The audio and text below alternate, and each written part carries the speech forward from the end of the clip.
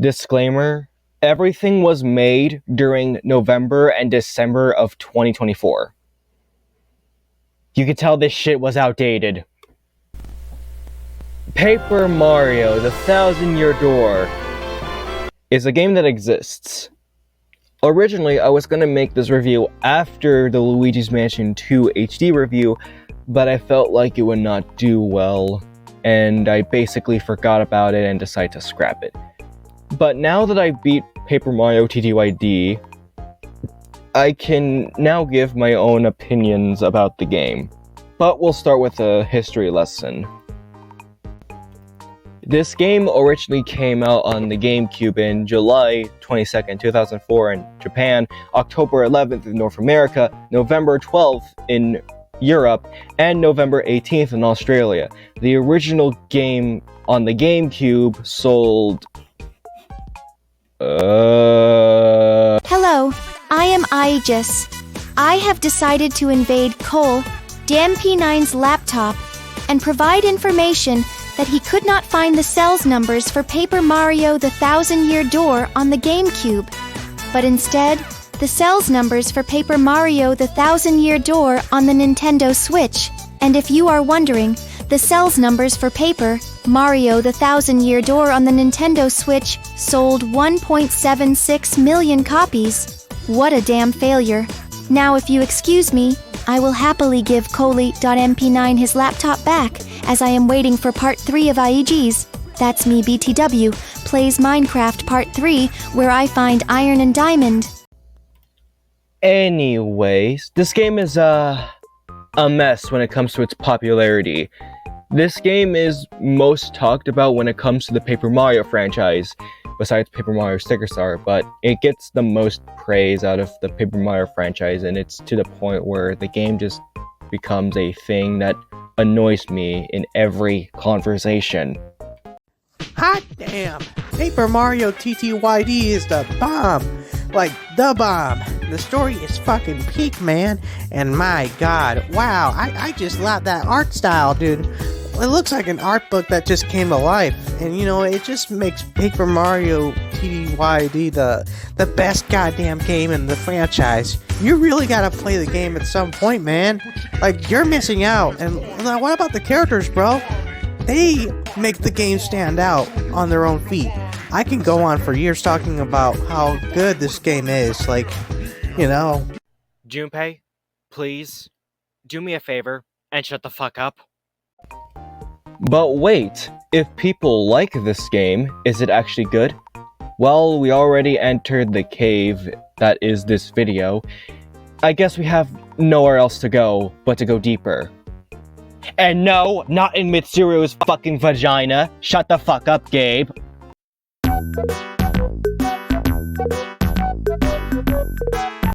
This game is an RPG. I'm sorry, were you expecting a gold medal after I said that? This game's story is simple in writing. Collect 7 stars to save the world. Wonder where I heard that story before. Anyways, the story is split into 8 chapters. 7 out of 8 chapters are solve a problem to reach the star. The 8th chapter is the final boss. And each chapter outside of 6, 7, and 8 gives you a new party member to fight with. Write that down in your notepad. This will be used for later. But I have something to say about all of the characters that join Mario, also known as partners. Did all of them get fucking married to Mario? Anyways, starting with Goombella. She's the typical starting guide character. You basically get her at the start of the game, and over time, she starts to have feelings for Mario. In fact, every female partner just wants to give Mario the sucky fucky gluck gluck. Don't let Peach know. She'll become a rude bitch when she finds out her hero has been having sex with a fucking Goomba. Other than that, she's pretty basic. I would say B tier. Next is Koops, aka my boy! He's basically the most underrated character. At first, he is a shy Koopa, but throughout the game, he becomes braver and braver. And I think he's dealt the final blow on the final boss, and I ended up using this character the most throughout my playthrough playing this game. I upgraded him twice, so he could be more stronger, and overall, he goes in S tier. He owns that spot. Anyone that says against him will have to worship him like they have to worship Katone in COTM's Persona series, also known as, Liberation of Atlas. You can tell this script is very outdated. Next up is Madame, and Oh, did you see this character? Her name is Madame, and holy fucking shit, my god, my Lord and Savior, Holy Spirit, she's got them mommy milking balloons, if you know what I mean, eh, Promoto? Yoshida MP9? And, you know, maybe I can rizz her up, like how you rizz up Gummy Goo all the time. what the fuck, Junpei? First, you were simping over a traumatized jester. Now you're simping over a female ghost that has a chest size that's the same level as that horny as fuck rapper named Cupcake. Other than that, she not only has balloons on her chest, but she's also built like Mount Everest. And I only used her during chapter 2, and to get secret items, she ain't that useless, but I'm putting her in A tier because horny people said so. Next up is Baby Yushi, or as I named him, Dipshit.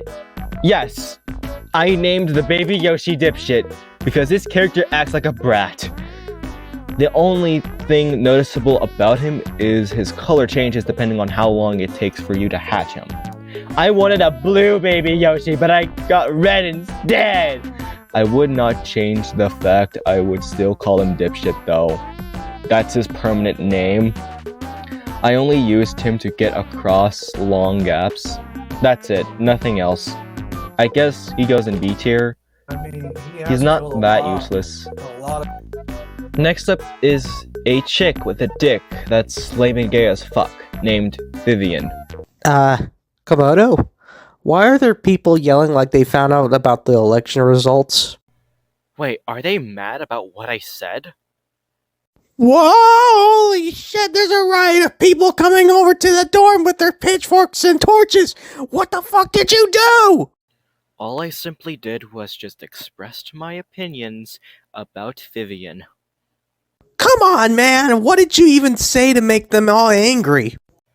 Vivian is a chick with a dick and she's lame and gay as fuck. Oh, that's what you said. Wait, you mean she's a he? Other than that, I can understand why people love this character, but motherfucker, people defend her like she is a 10 million subscriber Minecraft YouTuber. Not saying that the character is a pedo, I just think that the idea of her being trans just makes me think Nintendo wanted to... Put a tick in it, make her gay! Yes, Miss Kennedy, some of the execs are just expressing that maybe... Well, that maybe we should go a different route than we did with Indiana Jones. Fuck Indiana Jones, put a tick in it and make her name it gay! This may upset most of the Paper Mario TTYD supporters, but I don't really care. And if you're offended by the meme video I made, that basically confirms that you're a pussy. And this character gets her own tier on the tier list. Next up is Admiral Bombery. He is pretty cool, I guess. A pirate bomb is a cool concept in execution, though I only use him to get an up arrow that upgrades Koops again. I would give him the benefit of the doubt here. I guess A tier suits him best. And finally, the Rat, aka Miss Mouse the Squeak. Yeah, I did not use this character at all. She gets introduced in earlier chapters, but after chapter 4 she becomes a partner via a side quest where you go back to where you find the first boss.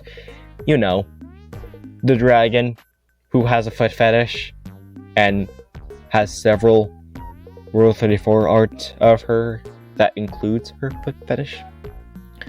There is an item that you have to give to the White Rat Persona 5 wannabe. After giving it to her, she joins your team. After that, I did not use her once. Her ability is to find secrets, but why her when there's a 100% walkthrough on fucking YouTube? Basically proves that she is useless. I only got her just to see a even set of the team, and that's all of the partners ranked. But I'm not done yet! We still need to go over the gameplay, the important part of the game. It's an RPG after all. You can't just have story, you have to have gameplay.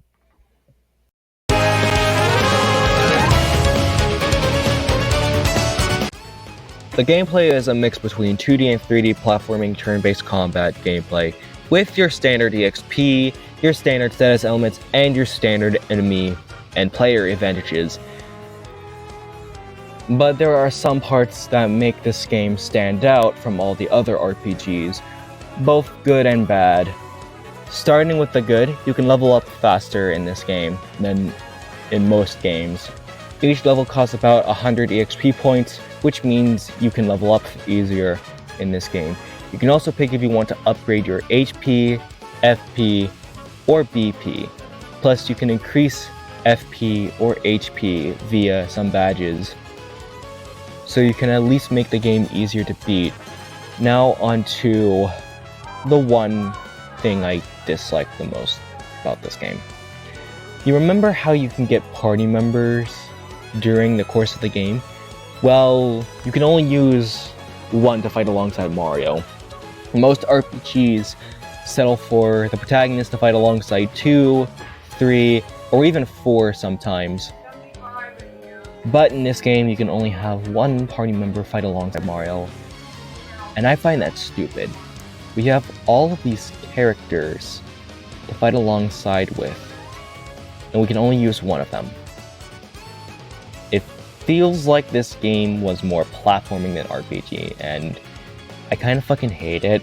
The platforming, on the other hand, is fine. Some puzzles can be fun, but this is where the partners shine the most, besides Miss Mouse this week. Goombella can give you hints on where to go. Koops can hit stuff at long ranges. Madame can blow stuff away. Baby Yoshi, aka Dipshit, can float across long gaps. The chick with the dick Vivian can make you hide, which makes you untouchable. Admiral Bombery can blow things up in your path. And Miss Mouse the Squeak can find secrets, but she can also sit on the bench like a useless, worthless bitch.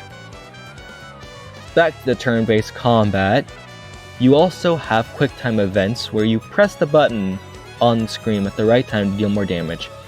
Each character has a set of quick-time events actions that are unique and different, and Mario of course has his hammer to smash his enemies. Both Mario's boots and hammer can be upgraded.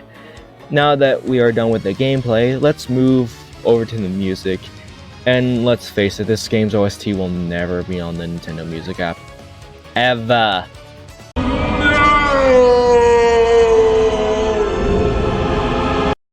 I never felt like The music got the main thing that got the most attention from the original. Apparently in the original there was only one normal battle theme, but now there's a normal theme in each chapter, which is amazing. I would say Chapter 6 and Chapter 7's battle theme on the moon are my top picks. Except that Chapter 8 did not get a normal battle theme. But that's fine. Now then, what Paper Mario TTYD on the Switch improved over the original? Let's find out.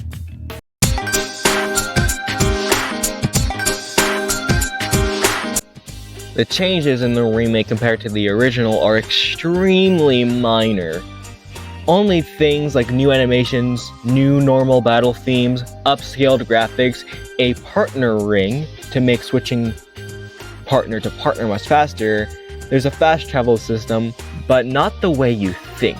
In the original, it was a line with 2 pipes on the side, but now it's a circle with all 7 pipes together. Each pipe has a number to the chapter it was in. You also earn money from bosses, not just EXP.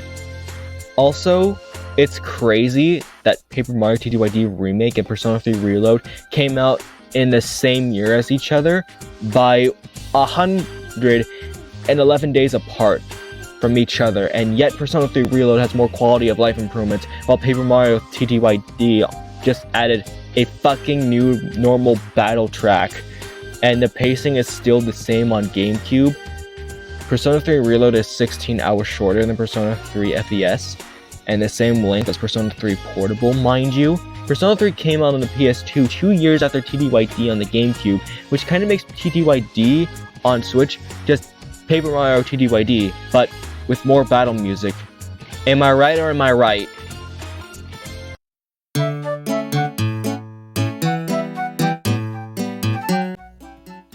My final thoughts on Paper Mario TTYD can be summed in a nutshell. It has a good mix between platforming and turn-based RPG combat with a story that has a cast of characters. I said a cast of characters. That's because it's not a bad cast of characters, but it's also not a good cast of characters either. But it does have good areas that look pretty good. But then again, Paper Mario TTYD on Switch is just Paper Mario TTYD, but with more normal battle tracks. In all honesty, it feels like the game devs think that the lack of battle tracks was the issue, not the pacing, which is kind of dumb. Overall, I did enjoy Paper Mario TTYD somewhat, and I'm only gonna give it 7 crystal stars out of 10. Anyways, I'm finally done making this video. Feel free to subscribe and like, or don't, I don't care. Anyways, I'm out. So, yeah. See ya. Yo, Gummy Goo, I'ma head to the gas station. Do you need anything? You know what? Sure. Maybe some ramen. You kinda wanna try it out, you know? Dude, we have ramen at home. But Promoto Yoshida MP9, my main broske. Don't call me that. How about we get some pizza from Pizza Hut? We have pizza at home. Ah, come on. What makes you say that? You said we had ramen at home, so we have pizza at home. Cooked by Fuka. And honestly, I'm surprised that she didn't burn the dorm down the third time. You know what? On second thought, sure. Let's get Gummy Goo some ramen first, and then we take a trip to Pizza Hut. We're getting pizza from the gas station. Or that too. Yeah, that can do. Alright, lad. But be careful, kid. I heard angry yelling from the side of the dorm. What kind of yelling? Don't really know. Something about how dare you disrespect my favorite trans woman character or something. Oh, it's the Vivian fan base. I'm sure they're just angry about my opinion. Oh shit!